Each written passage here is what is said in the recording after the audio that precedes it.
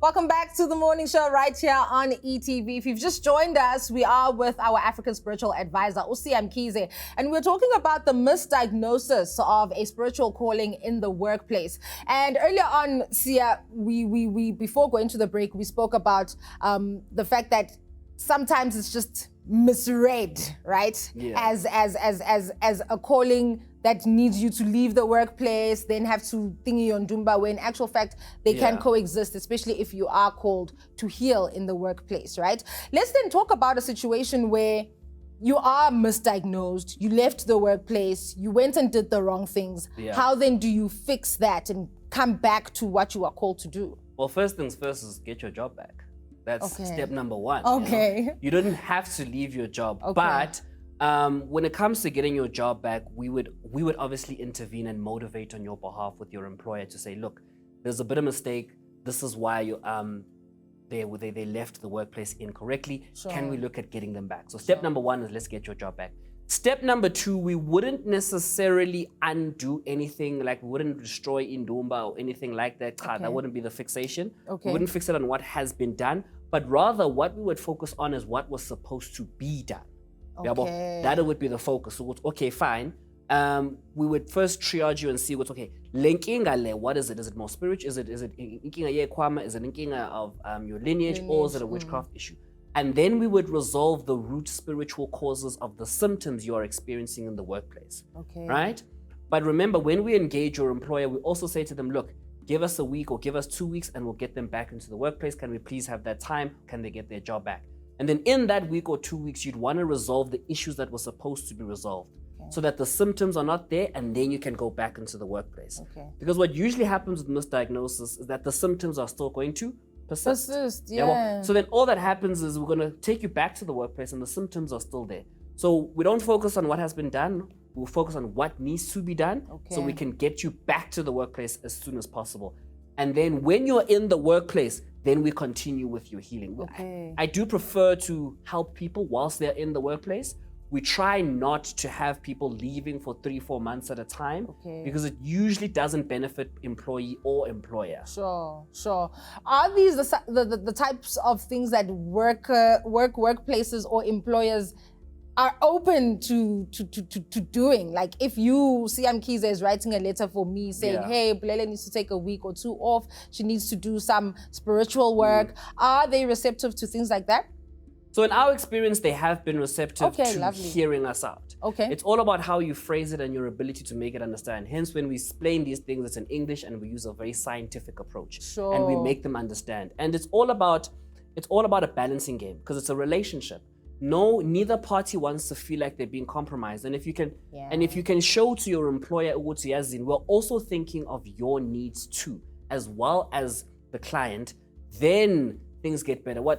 The mistake that I think people do in this approach when it comes to resolving these matters in the workplace is the employer is focused on their needs, and then the client is also focused on their needs, and then they're at loggerheads.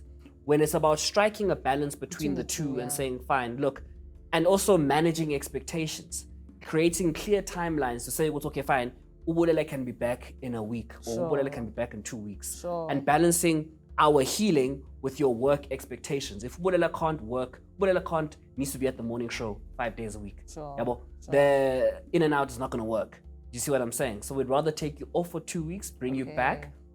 Whereas if Ubulele is in accounting, you can work at home. So we have the option of remote as well as in the office. So it's about balancing your expectations in Sebenzin as well as your healing expectations, and then both parties are happy. Okay, that's perfect. What sort of things then do employers then need to consider, especially when it comes to the type of leave that they need to then give to their employees that are finding themselves in such situations, and how then can they better assist employees that are on such journeys? First thing is to acknowledge that HRs are not equipped to handle it. That's the first thing, right? Okay. And there's nothing wrong with that. Yeah. You bring in consultants. I'm not saying myself or anyone else from Musam, but I'm saying bring in consultants, right, who have the experience and the expertise that are going to actually train HR and equip them with the resources that they need. But what that will also do is that you're going to find that there's actually people about Twasai. There's people that are in the office, but they're just not speaking up. So they are also going to get the platform to speak up. And then the third and final thing is, you've got to conscientize your employees on African healing. The same way during wellness days and stuff, we have mental health awareness in the offices, in the workplace. We need the same thing for African healing and African spirituality. Okay. There is a big drive at the moment, and quite a few companies want to put down a policy. This is the policy, this is the policy, this is the policy. The thing is with the policy is that it's very rigid and it's very, very fixed, right? And spirit is not like that.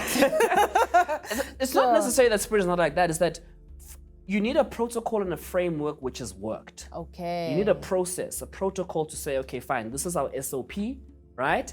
We've tried and tested it. Then after that, the policy can come in. Okay. If you're just going to say 4 months of leave or 5 months of leave, no pay, kanje, you've just left it too open-ended. So manje, anybody can come with Ingwati from Umelap and say, look, I'm doing 3 months off. Whereas if you have in-house consultants or if you have people that you work with, you can say, okay, fine.